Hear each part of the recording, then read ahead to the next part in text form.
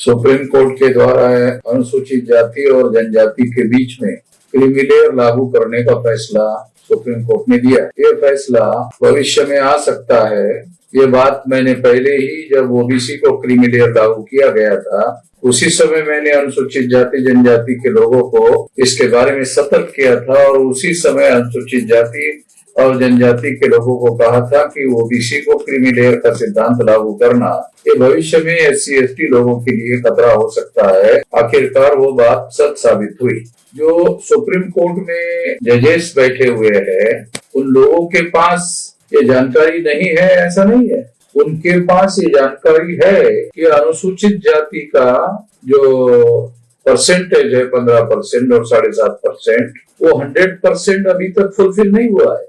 100% fulfil होने के बाद क्रीमी लेयर लागू करने का तर्क संभव हो सकता था, मगर ये 100% 15% जो कोटा है वो फुलफिल नहीं हुआ, 7.5% का फुलफिल नहीं हुआ। उसके पहले ही क्रीमी लेयर लागू करना ये सिद्ध करता है कि क्रीमी लेयर के आधार पर जो सीटें खाली रहेगी, उन सीटों पर जनरल कैटेगरी के लोगों को भर्ती करने का मौका सरकार को उपलब्ध हो जाएगा। ये असल में एक तरह से एससी एसटी ओबीसी के आरक्षण को नुकसान पहुंचाने का और उनका कोटा फुलफिल होने से रोकने के षड्यंत्र का हिस्सा है। और ये फैसले देने वाले जो जजेस है वो केवल अपने जाति वर्गों का हित ध्यान में रखते हुए ऐसा कर रहे हैं। ऐसा उनके फैसले को पढ़ने के बाद ऐसा लगता है। उन्होंने उस वर्ग का ध्यान नहीं रखा।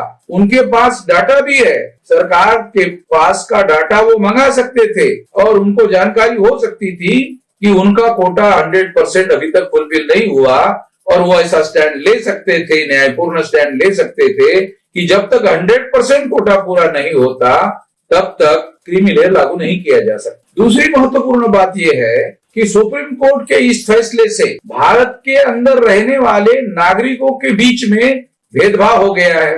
वो भेदभाव क्या है? जैसे ब्राह्मण, क्षत्रिय और वैश्य जाति के लोगों को, अगर वो ऊंचे जाति के लोग हैं तो उनको ये क्रीमी लेयर लागू नहीं है, वो क्रीमी लेयर का ही वर्ग है, उनको क्रीमी लेयर लागू नहीं है, उनको आर्थिक मानदंड लागू नहीं है, उन्होंने ये मापदंड लागू नहीं किया। उनको लागू करना चाहिए था कि जिनका एक निश्चित आर्थिक कैपेसिटी है, ऐसे लोगों को सरकारी नौकरियों में बिल्कुल जगह नहीं होगी, ऐसा निर्णय होना चाहिए था। अगर वो ऐसा करते तो वो जो सक्षम लोग हैं वो दूसरे तरह अपने लिए रास्ते खोल सकते थे, उनके पास सक्षमता है। मगर उन्होंने एससी एसटी के लिए, ओबीसी के लिए ऐसा लागू किया और उन लोगों को खुला छोड़ दिया।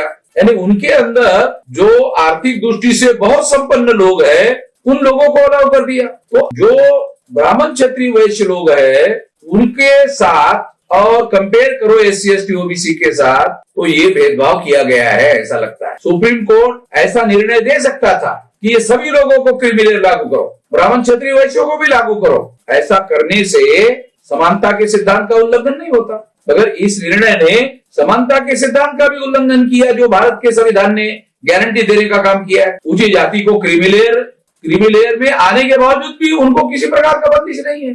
अगर मान लो अनुसूचित जाति और जनजाति के लोगों के अंदर से क्रीमी लेयर डिलीट कर दिया, अगर ऐसा कर दिया तो फिर सवाल खड़ा होगा कि अनुसूचित जाति और जनजातियों का कोटा पूरा करने के लिए गुणवत्ता धारक लोग कहाँ से मिले? जो अनुसूचित जाति के अंदर ज्यादा से ज्यादा पिछड़े वर्ग के लोग हैं, क्या वो मैट्रिक तक अपना एजुकेशन पूरा कर पाए? तो एजुकेशनल क्वालिफिकेशन में डिलीट हो जाए, मेरिट में डिलीट हो जाए और इस तरह से पहले से 15% और 7.5% का कोटा जो पूरा नहीं हो रहा था वो और अधूरा रह जाएगा। और जो अधूरा रह जाएगा वो ऊंचे जाति के ब्राह्मण, क्षत्रिय, वैश्य को उसकी भरपाई करने का मौका मिलेगा। ये निर्णय उचित नहीं है, इसे नहीं माना जा सकता। तो ये दो सिद्धांत, मतलब आप गुणवत्ता धारक भी आपको चाहिए और आपको क्रीमी लेयर भी चाहिए, ये दो सिद्धांत कॉन्ट्राडिक्टरी है।